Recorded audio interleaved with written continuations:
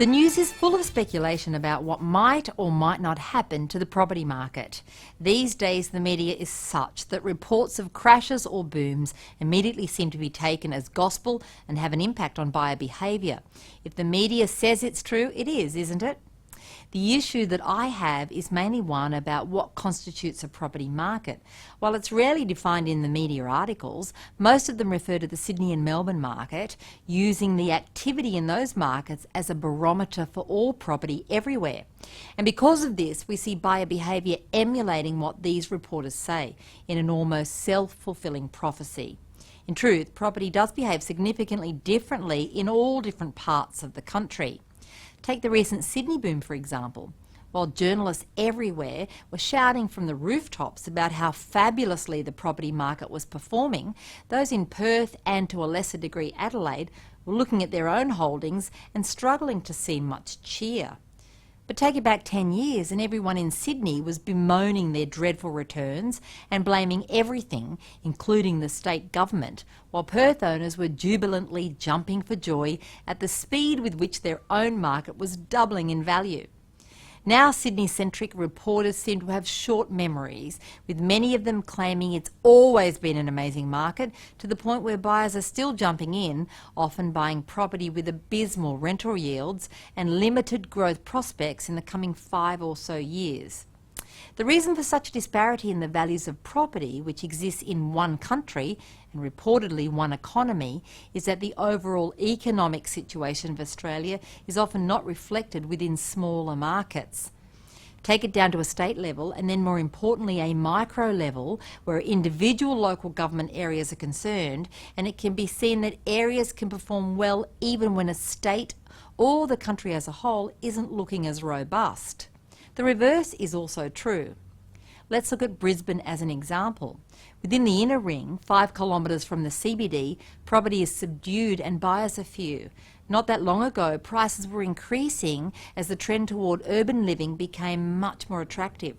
Properties were snapped up, improving values, and new projects were developed to meet what appeared to be a creeping demand. Now we see a potential oversupply of apartments and a peak for prices of freestanding houses in what is now considered to be blue chip areas, precluding many buyers as the mortgage required to purchase such property begins to creep past what the average income of a Brisbane resident can afford. Yet, go south to the suburbs where affordable housing with high relative yields exist, with populations growing at a cracking pace, and where diversified employment opportunity exists, and we see a burgeoning property market which shows no sign of abating.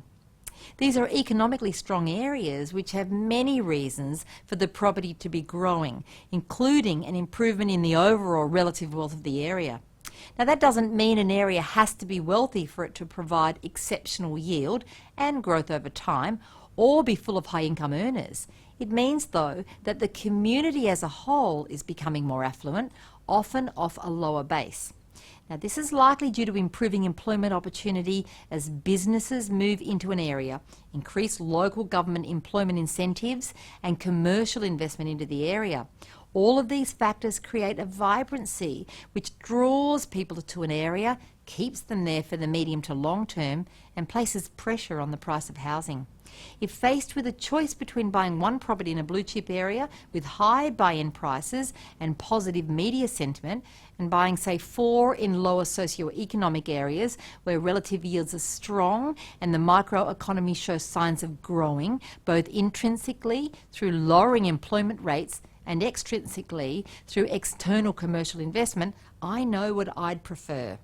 Buying the 4 allows me to buy in a number of different economically vibrant areas, get a better overall yield, and have diversification and a more robust portfolio, which, if need be, can be liquidated a bit at a time, therefore spreading my risk. The lesson here is don't pay any attention to media reports which exclaim or decry booms or busts.